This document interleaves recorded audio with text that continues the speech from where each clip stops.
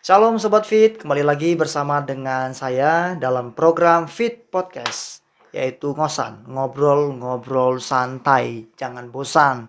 Ya, bertemu dengan saya. Kali ini kita akan berbincang-bincang dengan mahasiswi dari prodi yang lain gitu ya, yaitu prodi Pastoral Counseling. Nah, hari ini mereka akan membagikan bagaimana pengalaman mereka dalam PPL yang mereka lakukan beberapa waktu lalu. Jangan lewatkan, simak video ini sampai habis. Jangan lupa di like, jangan lupa di subscribe dan share kepada banyak orang supaya mereka juga termotivasi dan diberkati dengan acara ngosan ini. Nah, siapa mereka? Yuk kita perkenalkan. Ini dia Judika dan Morina. Bisa perkenalkan diri mungkin kepada Sobat Fit. Silakan dari Judika mungkin, silakan deh. Halo Sobat Fit, perkenalkan nama saya Judika Adelina Sidabutar. Saya prodi Pastoral Counseling semester 7 dan baru selesai melaksanakan PPL di Loka Rehabilitasi BNN Deli Serdang. Next, ya silakan.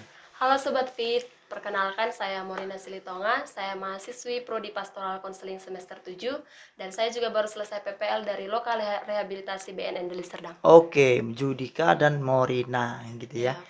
Mungkin Bapak ini mau tanya tentang pengalaman kalian ya, yang mungkin bisa memberkati, memotivasi sobat-sobat Fit. Mungkin dari Judika dulu deh.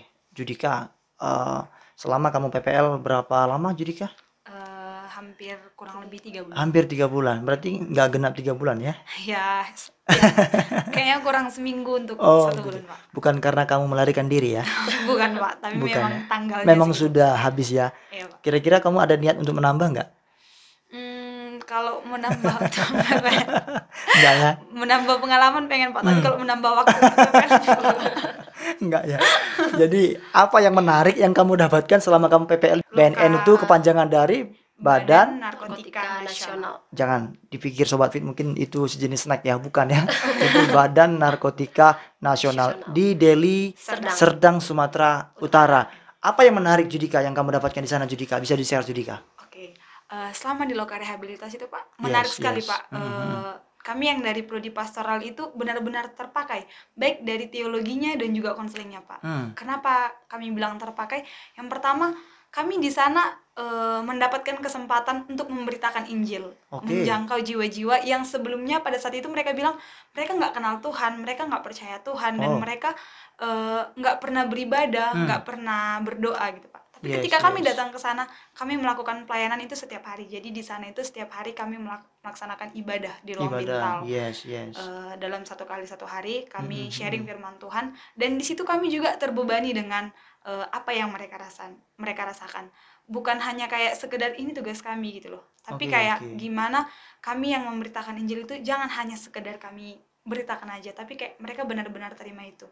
Baik dari moodnya mereka juga kami harus perhatikan. Gimana mereka kan seseorang itu nggak bisa nih langsung terima Injil, terima firman Tuhan itu dalam keadaannya lagi drop, lagi down, apalagi dengan mereka yang bilang kami nggak percaya Tuhan gitu. Jadi kayak kami harus putar otak gimana ya caranya supaya mereka, bahkan dari hal-hal terkecil kami bisa pakai, bukan hanya dari mengkhotbahkan saja atau tapi lebih ke sharing, buat dari games, dari nyanyian, dari cerita gitu. Terus di hari Minggu juga kami dapatkan kesempatan untuk melayani mereka. Gimana nih biasanya kami yang kayak ke gereja kami masih dilayani ya kan.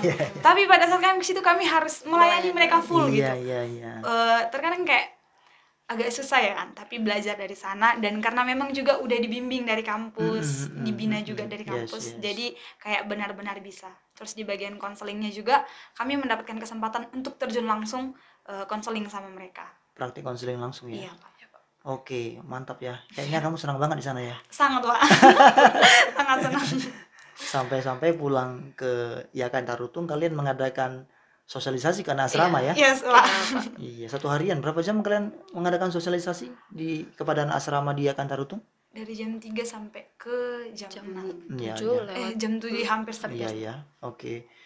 Morina, tadi mungkin pengalaman yang kalian alami tadi si Judika sudah sampaikan gitu kan ya. Kira-kira menurut kamu ada nggak dampaknya bagi mereka di sana? Apa dampaknya? Oke Pak, jadi selama kami berada di sana melakukan Ya, PPL, seperti ya. yang diceritakan Judika tadi, kami ada banyak melakukan bimbingan kepada mereka, bimbingan Oke, mental, oke. spiritual juga.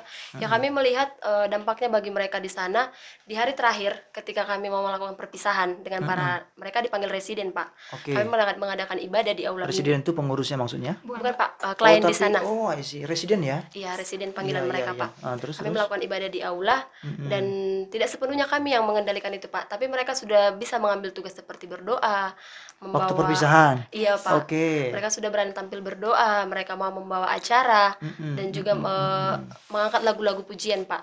Sementara kalau kami flashback waktu awal kami ke sana, mereka itu diam, tidak tahu Iya, apa-apa. pasif ya. Iya Pak, mereka belum mengenal benar-benar tentang spiritual agama itu Iya, Pak. iya, pelayanan Karena selama apalagi. mereka belum melakukan rehab, mereka itu memang orangnya yang bisa kita katakan brutal ya Pak. Iya sih, brutal ya. Iya Pak, banget Pak. Ya mungkin hanya itu Pak kalau dampak positif bagi mereka. Oke, jadi mereka sudah ada keberanian untuk tampil di depan, Iya, Pak. melayani gitu ya. Iya Pak. Kalau kalian lihat dari dari sisi psikologi mereka, kalian kan tadi juga mendapatkan kesempatan untuk konseling gitu kan. Ada nggak perubahan atau pemulihan, meskipun mungkin tidak terlalu signifikan ya, tapi ada terlihat sedikit perubahan mungkin? Ada? Ada sih Pak. Gini Mungkin Pak, ada contoh kasus? ada nih Pak contoh kasus. Iya, iya. Ada nih pernah di satu titik di hari Minggu ya Pak. Tepat Oke. ketika kami hari Minggu itu harus melaksanakan ibadah. Yes. Tapi kami semua itu udah kayak kurang enak, kayak kenapa ya kok kayaknya ada rasa yang berbeda. Kebetulan itu BNN lagi mengadakan renovasi. Pas kami naik itu kan Pak, biasanya kami itu pakai gitar di bawah, tapi pada saat itu gitarnya ini ada di atas. Kami harus ambil ke rumah keluarga gitu kan. Terus kami naik, kami lihat kok ada yang berkerumun gitu. Pas kami balik, kami laksanakan ibadah, satpamnya itu udah berkali-kali cek ke bintal Nasrani gitu kan. Kok kenapa sih nggak nyaman gitu kan. Ternyata kami baru selesai kesaksian, karena kami kan Pak di sana itu melaksanakannya itu kayak selalu buka ruang kesaksian. Kesaksian, Jadi pas kami udah mau dengarkan khotbah nih, terus tiba-tiba dihentikan ibadahnya, oleh satpamnya. Oke. Ternyata ada klien hampir seluruhnya ya Pak, melarikan diri dari BNN. Kami jujur aja karena kayak shock kan Pak, mau lagi ibadah diberhentikan cuman karena permasalahan itu. Jadi kayak kami nangis waktu mereka digiring ke atas untuk dikembalikan ke rumah Gorga, tempat mereka biasa. Namanya rumah Gorga ya? Iya, namanya rumah Gorga. Apa arti rumah Gorga? Itu sebenarnya cuman kayak nama. Gorga itu dalam bahasa Batak. Iya, itu Pak. artinya apa? Ukir ya? Ukir. Iya, benar nggak? Iya. Sebenarnya namanya itu orang yang tinggal di situ, orang-orang yang akan dirawat selama 3-4 bulan, Pak. Jadi disebut sebagai rumah Gorga. Ada juga Siwalu Jabu gitu, Pak. Iya. Jadi setelah mereka dibawa ke rumah Gorga, kami ibadah doa dulu kan Pak. Kami nangis lah, kenapa ya gitu. Ternyata iya Pak, kami kan kaget karena kayak masa ibadah dihentikan gitu Pak. Kami udah benar-benar prepare gitu kan. Kok gimana ya, mereka kan belum ibadah gitu. Yes. Jadi kami nangis, dan ternyata pas hari Seninnya kami balik lagi ke situ Pak, dan kami lagi buat ibadah seperti biasa bintal jam 12. Mereka cerita kalau ternyata udah direncanain larinya gitu. Dan kan kalau lari itu kan pasti dikejar, dan kalau nggak dapet itu kan keluarganya bakalan nanggung biaya denda gitu kan Pak. Oh gitu. Iya. Iya. Terus kami tanya, jadi kalau misalkan kalian lagi di atas, kalian bakal ikut lari nggak gitu kan? Kebetulan ada Nasrani itu sekitar 20 orang Pak. Terus 17 orangnya itu bilang kayak gini, enggak sis, kenapa gitu kan? Karena kenapa kami harus lari? Toh pada akhirnya kami akan dikejar. Dan mereka bilang gini, dan kenapa, apalah gunanya kami berdoa setiap hari? Apa gunanya kami dengarkan firman Tuhan? Orang sis selalu ngajak kami sharing kalau ternyata kami harus lari lagi. Kan sama aja membohongi orang sis kayak gitu. Jadi kayak ternyata benar-benar nih mereka dapatkan. Iya, berdampak bagi mereka ya. Iya, Pak. Iya. Kira-kira dari pengalaman kalian yang ada di sana gitu ya, kayak mana ya? Maksud Bapak itu gambaran dari klien-klien itu seperti apa sih sebenarnya? Di sana tuh orangnya seperti apa sih yang kalian layani itu? Orang-orang di sana itu beragam jenis ya Pak, dari latar belakang yang berbeda-beda, dan pemakaian narkobanya itu pun ada banyak faktor, ada banyak alasan. Nah, ada klien Kristen itu yang pernah sharing juga tentang bagaimana dia dulu di luar. Dia itu dulunya di luar seorang apa sih itu namanya, begal, sampai pernah membunuh 4 orang, 4 jiwa. Iya. Nah, setelah masuk ke rehab itu dia merasa ada banyak perubahan yang dirasakan, Pak. Karena di lokal rehabilitasi ini, Pak, bukan hanya tentang mereka makan, tidur, apa segala macam, bukan, Pak. Tapi mereka itu dibimbing, ada mengikuti kelas, mengikuti tentang membuat kerajinan. Bagaimanalah supaya mereka Kreatif itu ya. Kreatif, Punya dibangun, daya Pak. cipta. Iya. Begitu, Pak. Oh iya, jadi beragam ya. Beragam, Pak. Kira-kira nih ada berapa orang waktu itu yang direhab di sana? Ada Kurang lebih tahun mungkin 2023 118 wow, orang. lumayan ya. Ya, Pak, dari 3 rawatan. Kategori usianya? Di sana itu ada yang anak juga, Pak. Anak itu ya. ada yang 16 sampai 17 tahun, tapi mereka dibedain. Oke. Kalau tadi kan di rumah Gorga, Yang kalau dewasa. anak, kalau Gorga di rumah Cindai namanya. Kalau anak di rumah Cindai. Rumah Cindai. Iya. Kalau kita lihat dari range usia mereka itu mayoritas atau dominan itu usia berapa yang direhab di sana? Orang tua, anak muda atau anak kecil? Orang tua, Pak. Orang tua ya? Iya, Pak. Iya. Bahkan yang sudah berumur 40 tahun berapa pun. persen kira-kira? Kalau misalkan ya, Pak, anak itu hanya paling 20% juga nggak sampai. Nggak sampai. Orang tua. Sisanya orang tua. Lebih dari 50% berarti orang tua ya? Iya, lebih, Pak. Oke. Jadi apa yang menjadi harapan kalian ke depannya melalui PPL Prodi Pastoral Counseling di Jakarta Rutun? Kayaknya itu lebih ditingkatkan lagi ya, Pak. Karena sebenarnya ini bukan dari kampus tapi dari pribadi mahasiswanya masing-masing. Oh gitu, maksudnya kalau mereka dikasih kepercayaan, kesempatan untuk PPL, contoh di Lokakarya PNN gitu, harus punya motivasi gitu. Iya, yang pertama itu persiapkan diri. Seorang pastoral konseling itu kan bukan hanya konselingnya tapi teologinya, karena memang benar-benar ya, Pak, dari seseorang itu dia harus kenal dulu sama Tuhan sampai dia termotivasi untuk sembuh. Yes. Namanya di pastoral ya. Iya, Pak, jadi dia harus benar-benar punya hubungan nih dengan Tuhan dulu. Supaya dia bisa memberitakan gimana ya, jangan sampai ketika kita memberitakan firman itu, menyampaikan firman itu hanya kayak di mulut doang, tapi maunya dari kitanya dulu. Yes. Jadi persiapkan diri bukan hanya dari otak tapi dari kedisiplinan juga. Tapi dari tutur katanya juga, Pak. Tutur kata. Iya. Keterampilan gitu, skill ya. Iya, Pak. Iya, karena memang kalau masalah bicara kebenaran firman Tuhan kayaknya semua orang pintar aja ngomongnya. Iya, Pak. Gitu kan, tapi melakukan belum tentu kan? Iya, Pak, benar. Ngomong aku mengasihimu tapi praktiknya mungkin dia susah nih. Iya, banyak sih begitu ya. Dan kalau kita belajar Alkitab, memang kan Tuhan kan bukan cari orang yang sekedar pintar menyampaikan kebenaran, tapi yang melakukan kan. Itu yang paling penting kan sebenarnya kan. Kalau Morina, apa harapanmu, Dek? Ya, kalau harapan saya, Pak, sama seperti Judika. Kalau untuk pun nanti adik-adik semester melanjut ke sana PPL, ya persiapkan diri. Oke. Dan yang kedua itu terutama tentang attitude yang baik. Karena kemanapun seseorang melangkah dengan attitude yang baik, dia akan terpakai. Seperti itu, Pak. Iya. Jadi kalian merasa cukup nggak PPL 3 bulan ini? Enggak, Pak. Sebenarnya. Kenapa nggak minta ke Kaprodi supaya Pak, saya stay di sini aja deh. Nanti skripsinya nggak kelar. Oh gitu ya.